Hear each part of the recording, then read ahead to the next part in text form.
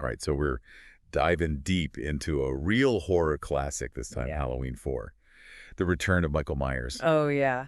You know, the Well, one where they brought back the boogeyman, after that Halloween the 3rd thing. right, right.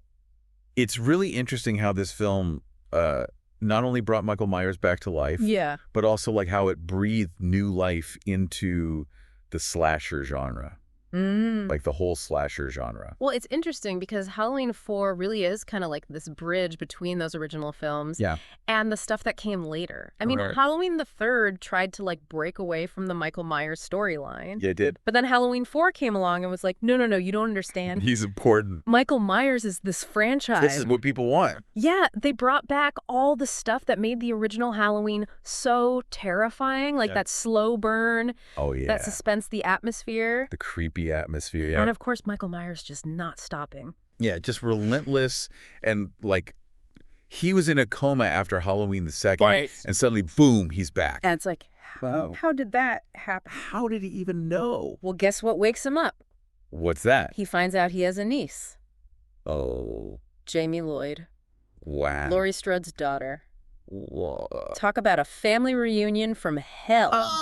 That's messed up. Right. So that's when this film takes like a really interesting turn. Yeah. They introduce Jamie, Uh-huh. and it adds this whole new layer of like psychology to it. Oh, yeah. Yeah. Michael Myers isn't just killing random people anymore. Yeah. It's tied into family. Yeah. It's like this messed up sense of family. Right. And imagine Jamie Yeah. growing up Poor Jamie. knowing this terrifying figure Yeah. is her uncle and he's fixated on her. He wants to get her. Wants to You get have her. to kill her. It's this brilliant way to like explore inherited trauma Yeah. and like the ripple effects of evil. Oh, it's so good. It's so good. Right. And get this, the writers had just 11 days. What? 11 days to write the script No way. because of a writer's strike Oh, wow. that was coming up. So they had to rush to get it done. They had to rush to get it done, and it's amazing how they managed to create such a Yeah. tense and atmospheric film Yeah, under that pressure. under that kind of pressure. That's a testament to them knowing what makes Halloween Halloween. Yes. They focused on all the core elements. Right. The dread of the unknown, the slow buildup of suspense. Yeah. And just Michael Myers creeping around, being scary. Michael Myers just being Michael Myers. Exactly. And speaking of Michael, this film really shows how tough he is. Oh, yeah. Like, he just won't die. How many times does he get shot? He gets shot. He gets blown up. And he just keeps coming back. Keeps coming back. It's like It's almost supernatural. It's supernatural. Like he's a force of nature. It can't be stopped. Unstoppable force. And that unstoppable force yeah.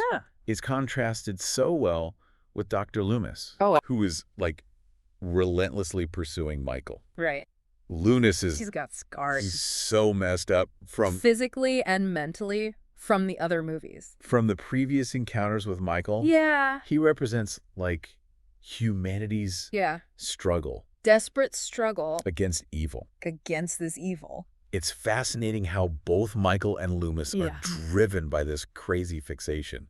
They're obsessed. Yeah. Two sides of the same coin. It's Yeah. like they're both, They need each other almost. yeah, they feed off of each other. Okay, but let's talk about some of those iconic scenes Oh, yeah, let's do it. because Halloween 4 has a ton of them. So many. That rooftop chase with Jamie and Rachel, Oh, my God. the tension is insane. It's like you're right there. You're right there with them trying to escape Michael. And you can feel your heart beating. I know. You can feel it. And then there's that shot Oh, yeah. where Michael appears behind Jamie in the mirror. Classic. Just pure visual horror. Pure visual horror.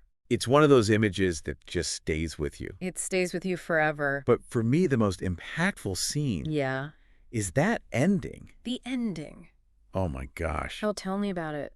Jamie, dressed in a clown costume, I know. attacks her stepmother.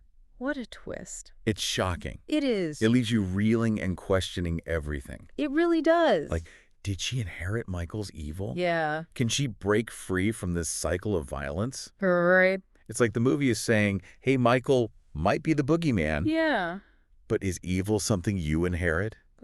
Ooh. Or is it something that's lurking inside all of us? That's deep, man. I know, right?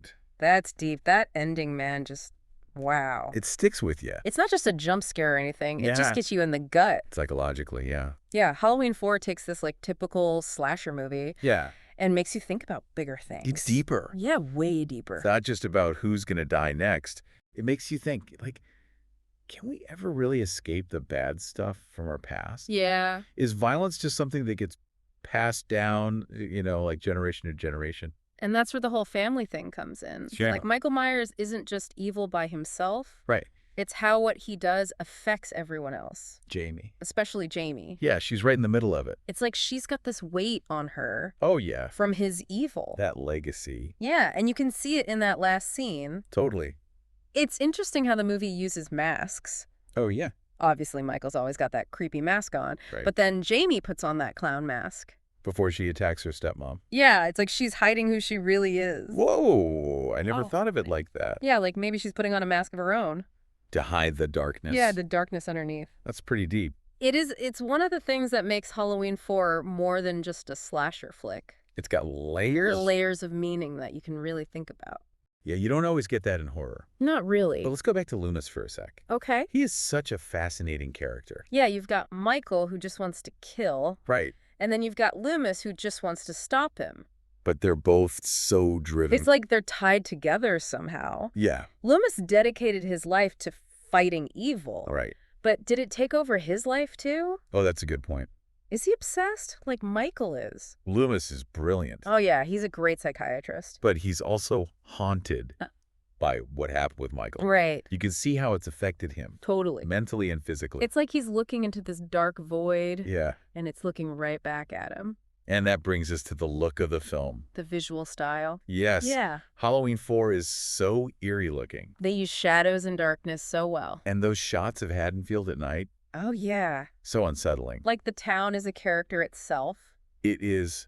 Remember that scene where Jamie and Rachel are hiding in the school? Oh. And the camera is slowly moving down the hallway. Creepy. You just know Michael is out there somewhere. Lurking. Yeah, pure cinematic genius. And the music. Oh my God, the music. So good. The score is amazing. It builds the tension so well. That piano melody, it's so simple. But effective. It gets under your skin. Chills. I know. And it sticks with you after the movie is over. It does. It's proof that the simple things can be the scariest. Totally. And the whole movie is like that. Halloween 4? Yeah, it doesn't need a ton of gore or jump scares. Oh.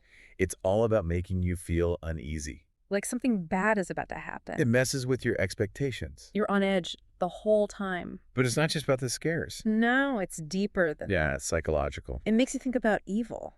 Yeah. And how violence just keeps happening. It's like horror can be a way to make social commentary, It can be. to make us think about uncomfortable truths. About ourselves and the world. And they did all that while bringing back Michael Myers.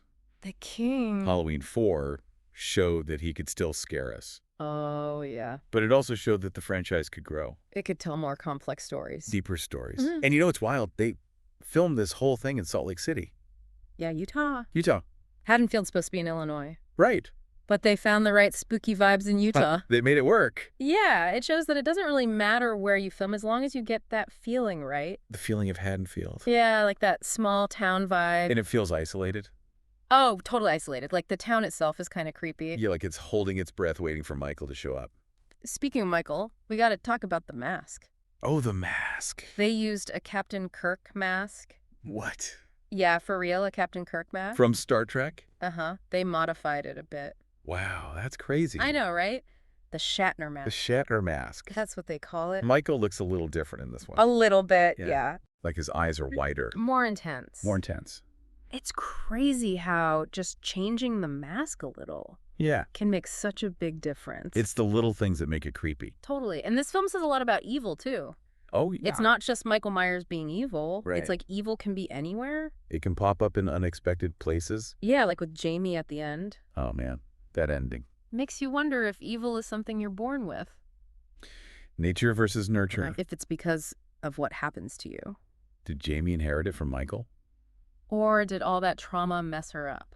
Man, that question sticks with you. It does, and it's something you see in a lot of horror movies. Like, are we all capable of evil? If we're pushed far enough. That's a scary thought. It is, but that's what makes Halloween 4 so good. It makes you think. It doesn't shy away from the tough questions. And it has some of the most iconic moments in the whole franchise. For sure. Halloween 4 isn't just a sequel. It's more like a reboot. Yeah. It brought Michael back. Gave us Jamie. A whole new character to freak out over. And it made slasher movies cool again. So what's the one thing you want our listeners to take away from this deep dive? I think it's that horror movies can be more than just scary. Okay. They can make you think about big things. It can be smart. Yeah, like Halloween 4 makes you think about fear and evil. Yeah. And it sticks with you long after you've seen it. Well said. Yeah. So, to everyone listening, go watch Halloween 4 again. Yeah, check it out. And really pay attention to all the The details. music, the visuals. And think about the deeper meaning. Don't just watch for the scares.